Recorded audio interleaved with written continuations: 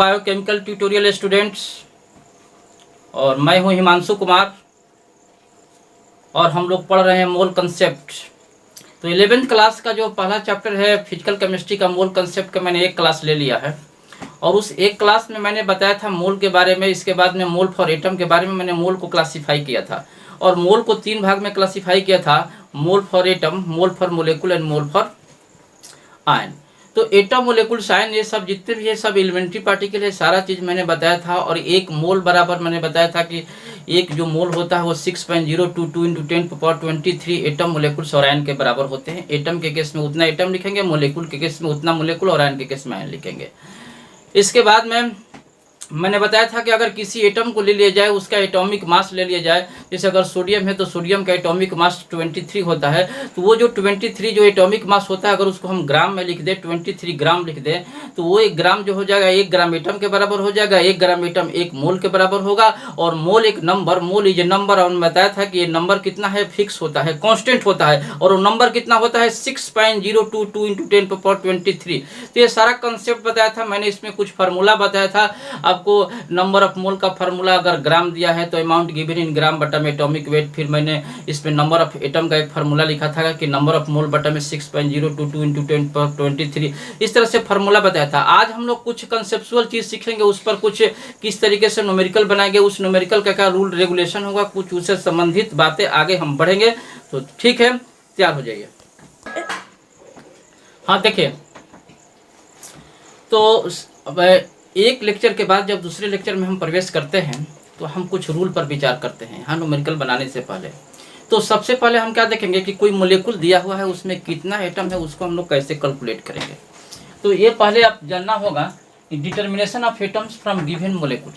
कहने का मतलब ये मोलेकुल अगर NH3 है तो इस NH3 में कितना एटम है।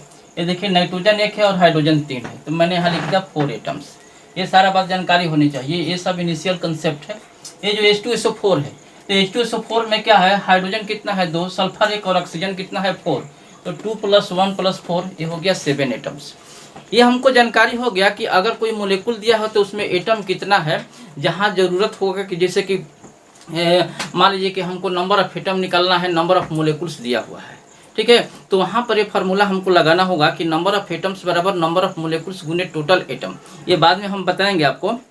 अभी आप जान लीजिए कि उसमें एटम कैसे काउंटिंग करके वहाँ जब मल्टीप्लाई करना होगा तो हम यूज करेंगे। दूसरी बात, calculation of atom from atomic mass unit. किसी एटॉमिक मास यूनिट से कोई एटम दिया रहेगा, उसका एटॉमिक मास यूनिट कुछ दिया होगा, 10 एटॉमिक मास यूनिट दे दिया है, 100 एटॉमिक मास यूनिट दे दिया है, 50 एटॉमिक मास यूनिट दे दिया है, और फिर वहाँ क्या कहेगा कि उस एटम में कि एटम की संख्या कितनी है, मतलब कि नंबर ऑफ एटम्स कितना होगा। जैसे क्वेश्चन है कि जैसे हीलियम के 100 एटॉमिक मास यूनिट दिया हुआ है और उसमें कहता है कि हीलियम के कितने एटम उपस्थित होंगे। तो यहाँ रूल नंबर 2 के हिसाब से क्वेश्चन बन गया कि from 100 atomic mass of helium 4। कहने का मतलब क्या है कि हीलियम का एटॉमिक मास तो 4 होता है, लेकिन 100 इसके एटॉमिक मास यूनिट पहले से क्वेश्चन में दिया है 100 एटॉमिक मास यूनिट। अब इसमें हमको निकालना है कि हीलियम के कितने एटम होंगे। तो बात समझिए कि सबसे पहले जो है ये 100 एटॉमिक मास यूनिट को हम ग्राम में कैलकुलेट कर लिए। तो ग्राम में कैसे कैलकुलेट करेंगे, एक एटॉमिक मास यूनिट में कितना होता है 1.66 × 10⁻24 ग्राम। अब सवाल उठता है कि एक एटॉमिक मास यूनिट में 1.66 × 10⁻20 ग्राम कैसे होता है। तो आगे चल करके हम आपको एटॉमिक मास यूनिट जब बताएंगे तो आपको बताएंगे। तो ऐसे आप अभी जान जाइए कि एक एटॉमिक मास यूनिट बराबर 1/12 × 12 बटा में 6.022 × 10⁻23 ग्राम होता है।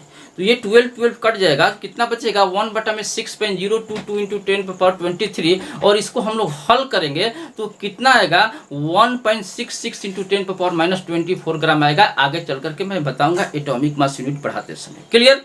अभी मैंने क्या बताया कि एक एटॉमिक मास यूनिट में 1.66 × 10⁻24 ग्राम, इसलिए हमको क्वेश्चन में कितना दिया है 100 एटॉमिक मास यूनिट। तो 100 एटॉमिक मास यूनिट पर हम इसको निकाल दिए ग्राम में। अब सीधे हम क्वेश्चन पर आ जाएंगे कि हमको निकालना है कि इसमें एटम की संख्या निकालना है हीलियम। तो आपको मोल कंसेप्ट के पहले लेक्चर में बताया था कि जो भी एटम दिया रहेगा, जितना उसका एटॉमिक मास होगा उसको हम ग्राम में लिखेंगे, वह 1 ग्राम एटम के बराबर होगा, वही 1 मोल के बराबर होगा। और 1 मोल में एटम कितना होगा 6.022 × 10⁻23। आइए हीलियम कंडीशन देखें। यहाँ देखें कि हीलियम में 4 है, तो यहाँ 4 एटॉमिक मास यूनिट हो गया, ये 4 ग्राम हो जाएगा, हीलियम का 4 ग्राम हो जाएगा। अब 1 ग्राम एटम के बराबर होगा, 1 मोल के बराबर होगा, इसमें इतना एटम होगा। तो ये 6.022 इंटू 10⁻23 क्या हो जाएगा, ये हीलियम एटम है। ये क्या है, एटम है। इतना हम एटम लिख दिए। अब देखिए यहाँ पर कि चूंकि 4 gram helium contain 6.022 into 10⁻23 helium atom, इसलिए एक पर, इसलिए कितना पर, इतना ग्राम पर। यहाँ देखिए 1.66 इंटू 10⁻22 जो दिया है, और इसको हल करेंगे। यहाँ देखिए 10⁻22 है और ये 23 है, ये 22 से यहाँ पर 22 कैंसिल हो जाएगा, लेकिन यहाँ 23 है तो एक 10 बचेगा। इन दोनों को मल्टीप्लाई करेंगे, आएगा 9.99। आप गुने यहाँ 10 से गुना कर देंगे तो 99.9 बटा में 4 हो जाएगा। इसको कटाएंगे 24.9, ये कितने के बराबर हो जाएगा, 25 के बराबर, 25 एटम्स। तो इस तरीके से हम क्या देखें कि एटॉमिक मास यूनिट से हम लोग क्या कैलकुलेट कर सके, हम लोग एटॉमिक मास यूनिट से यहाँ पर हम लोग एटम की गणना किए, एटम को कैलकुलेट किए। आप समझिए हमारी बात, इतना लंबा चौड़ा ना होते हुए आप चाहिएगा तो इसको एक लाइन में भी बना सकते हैं। सेकेंड मेथड में हम क्या करेंगे, हम आपको मुंहजबानी बता देते हैं कि जैसे हीलियम है, तो हीलियम के 4 एटॉमिक मास यूनिट है, हीलियम पर He पर 4 दिया है, तो चूंकि 4 एटॉमिक मास यूनिट में हीलियम के कितने एटम, एक एटम, 4 एटॉमिक मास यूनिट बराबर 1 हीलियम एटम, इसलिए एक एटॉमिक मास यूनिट बराबर 1 बटा में 4 हीलियम एटम। इसलिए 100 एटॉमिक मास यूनिट जो क्वेश्चन में दिया हुआ है, तो 1/4 इंटू 100 कितना हो जाएगा, 4 से ये 4 से 100 कटेगा, 25 हो जाएगा, 25 एटम आंसर। ऐसे भी आप डायरेक्ट बना सकते हैं। इन सारी चीज़ों को नोट कर लीजिए।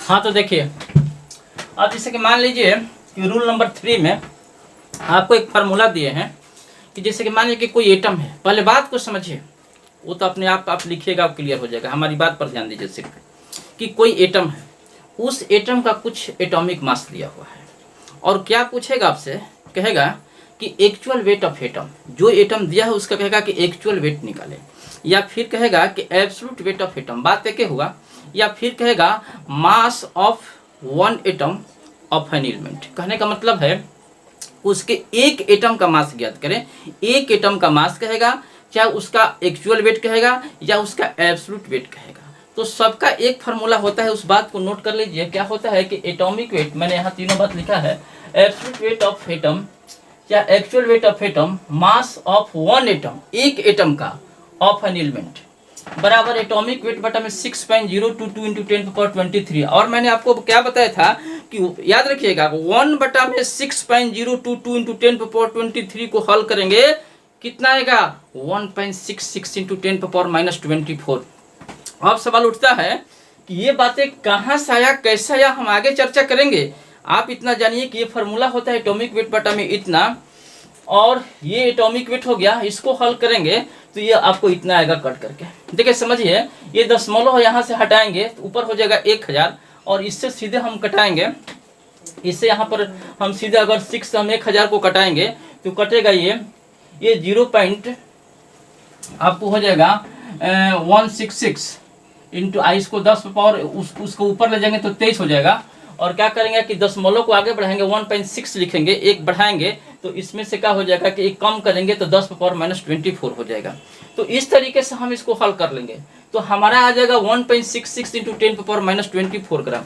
अब इस पर मान लीजिए कि कोई एटम दिया है, जिससे सोडियम दिया है, सोडियम का एटॉमिक मास 23 दिया है। अब इसमें कहेगा कि सोडियम का एक्चुअल वेट कितना होगा, या फिर कहेगा कि सोडियम एटम का मास ज्ञात करें, या फिर पूछेगा कि सोडियम का एब्सोल्यूट वेट कितना होगा। तो क्या करेंगे, उसके एटॉमिक वेट जो 23 है उसमें इतना से गुना कर देंगे, ये हल करेंगे, इतना आ जाएगा। इसमें कुछ नहीं है, फार्मूला याद करना है, गुना करना है आंसर। कैल्शियम 40 है, एक्चुअल वेट ऑफ कैल्शियम निकलना होगा, एटॉमिक वेट में इतना से गुना कर लेंगे, ये याद रखिएगा। और ये एटॉमिक वेट यहाँ 40 है, इससे गुना कर लेंगे, इतना हो जाएगा, ये आंसर हो गया। तो इन सारी बातों को अगर समझ लिए तो आप नोट कीजिए।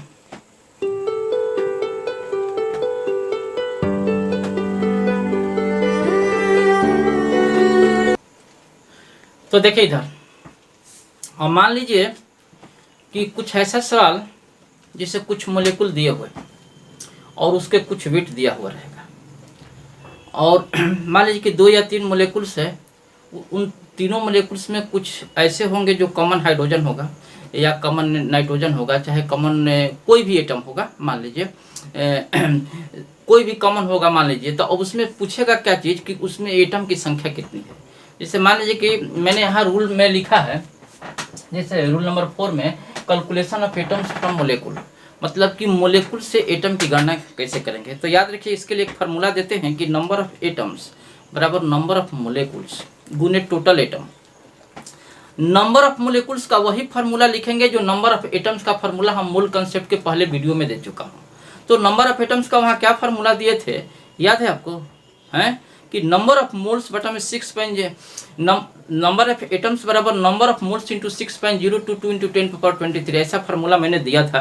तो ठीक है, नंबर ऑफ मोलेकुल्स बराबर नंबर ऑफ एटम्स बराबर, समझिए फिर से कि नंबर ऑफ एटम हमको निकलना है कि और मोलेकुल दिया हुआ है, तो नंबर ऑफ एटम्स बराबर नंबर ऑफ मोलेकुल गुने टोटल एटम। तो नंबर ऑफ मोलेकुल के जगह पर क्या रखेंगे, नंबर ऑफ मोलेकुल के जगह पर रखेंगे number of moles into 6.022 into 10⁻23 और टोटल एटम से गुना कर देंगे तो हमको कुल एटम निकल जाएगा। अब बात समझिए, इसी रूल पर सवाल क्या है कि एक बर्तन है मान लीजिए कि इस तरह से, अब इस बर्तन में मैंने क्या किया है, मान लीजिए कि एक क्लोज बर्तन, एक क्लोज वेसल है, और इस क्लोज वेसल में 32 ग्राम मीथेन है और 2 ग्राम हाइड्रोजन है, और मैंने सवाल यहाँ पेश कर दिया कि कुल हाइड्रोजन एटम की संख्या कितनी है। अब मान लीजिए कि दोनों में हाइड्रोजन है, तो अब ये दोनों में हाइड्रोजन है तो इसमें 4 हाइड्रोजन है, इसमें 2 हाइड्रोजन है। अब इस 32 ग्राम CH4 में इसके 2 ग्राम H2 में अब कहता है कि हाइड्रोजन की कुल संख्या कितनी होगी। तो पहले इसमें कैलकुलेट कर लेंगे कि कितना हाइड्रोजन एटम होगा, इसमें कैलकुलेट करेंगे कि कितना हाइड्रोजन एटम होगा, दोनों को काउंटिंग कर देंगे।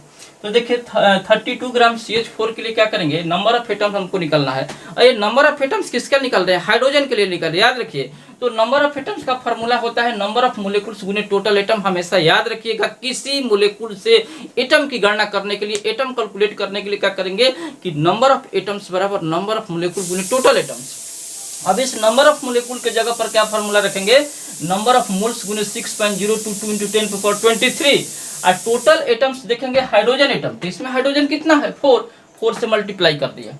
अब नंबर ऑफ मोल्स, अब इसमें ग्राम दिया हुआ है तो नंबर ऑफ मोल्स का फॉर्मूला लगाएंगे ग्राम वाला। तो आपको बात पता है कि मोल कंसेप्ट के फर्स्ट वीडियो में मैंने क्या बताया था कि नंबर ऑफ मोल्स बराबर अमाउंट गिवन इन ग्राम बटा में एटॉमिक वेट या मोलेकुलर वेट। अगर मोलेकुल का केस है तो मोलेकुलर वेट, एटम का केस रहेगा तो एटॉमिक वेट, ऐसा मैंने आपको बताया था।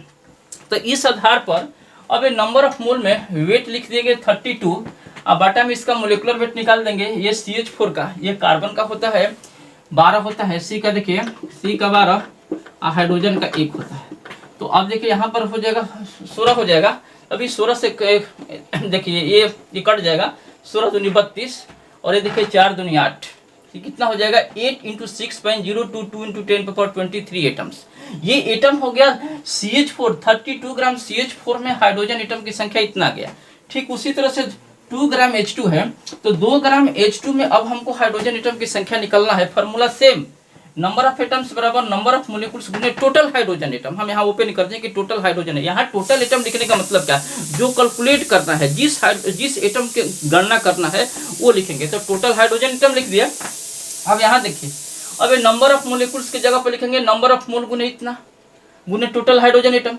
तो हम अब डायरेक्ट लिख दिए हैं कि नंबर ऑफ मोल को यहाँ तोड़ दिए हैं कि नंबर ऑफ मोल बराबर वेट इन ग्राम 2 ग्राम, अब बटा में इसका मोलिकुलर वेट H2 के लिए यहाँ 2 देंगे इंटू 6.022 इंटू 10⁻23 इसके जैसा।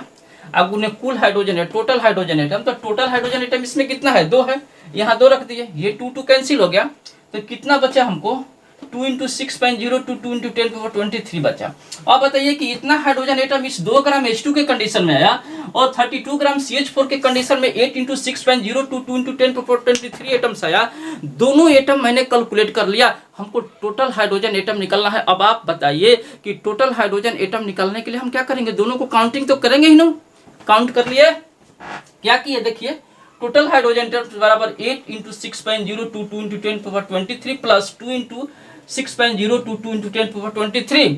यहाँ देखिए कॉमन ले लिए, इसमें 8 बच गया, इसमें 2, ये दोनों काउंटिंग कर लिए तो हो गया 10। अब हमारे पास 10 हो गया तो ये 23 से 24 हो जाएगा। इतना एटम्स हमको आंसर हो जाएगा। अब समझिए हमारी बात थोड़ा सा। आप बताइए आप ही, अगर मैंने इसको देखिए, एक सवाल को मैं 2 विधि से, 3 विधि से, 4 विधि से मैं बता सकता हूँ, लेकिन यहाँ पर मैं कितना विधि बनाऊंगा। मान लीजिए कि अगर सेकंड मेथड हमको लेकर के चलना होगा, जिसकी 32 ग्राम है, 32 ग्राम CH4 है और 2 ग्राम H2 है। जरा आप बताइए थोड़ा कि ये जो CH4 है, तो इस CH4 का मोलिकुलर वेट तो 16 ग्राम होगा कि नहीं होगा? अरे होगा ना, 16। अब उस 16 ग्राम में अब बताइए कि CH4 में H कितना है, हाइड्रोजन के कितना एटम है? 4 एटम्स। 16 ग्राम CH4 में कितना हाइड्रोजन एटम है? 4 है। अब बताइए कि उस तरीके से अगर 4 हमको है, तो मान लीजिए कि 32 ग्राम पर हमको निकलना होगा, तो हमारा कितना हो जाएगा? इस CH4 में हाइड्रोजन एटम की संख्या हमको कितना होगा? 8 होगा कि नहीं? 8 हाइड्रोजन एटम होगा कि नहीं होगा? होगा। तो आप समझिए, इस तरह से 8 हाइड्रोजन एटम, समझिए फिर से कि CH4 16 ग्राम हो गया, 16 ग्राम में हाइड्रोजन एटम कितना है? 4। तो 32 में कितना होगा? 8 N एटम, 8 N एटम माने हाइड्रोजन एटम। अब ठीक, अगर मान लीजिए कि अगर CH2 2 ग्राम H2 है, अब 2 ग्राम H2 में मान लीजिए कि एटम कितना हो जाएगा? 2N atom. तो अब बताइए कि CH4 के केस में 8N एटम और H2 के केस में 2N एटम, दोनों को काउंटिंग कर दीजिए। 8N प्लस 2N बराबर 10N। N क्या है? अरे है क्या? Avogadro number. तो क्या हो जाएगा? 10 इंटू 6.02 2 इंटू 10 पावर 23, और 23 में 10 गया, वहां पर मल्टीप्लाई हुआ तो 24 हो जाएगा। तो आंसर तो हो गया 6.02 2 इंटू 10 पावर 24। तो इस तरीके से रूल रेगुलेशन करके, हमारे कहने का मतलब कि आप कंसेप्ट को अपने दिमाग में रखिए, कैसे फार्मूला है, कैसे तोड़ेंगे। वीडियो नंबर 1 को बहुत बढ़िया से देखिएगा, तभी आपको वीडियो नंबर 2 आपको आएगा। दूसरा लेक्चर तभी समझ में आएगा जब पहला लेक्चर आपको क्लियर होगा। तो इन सारे चीजों को नोट कर लीजिए।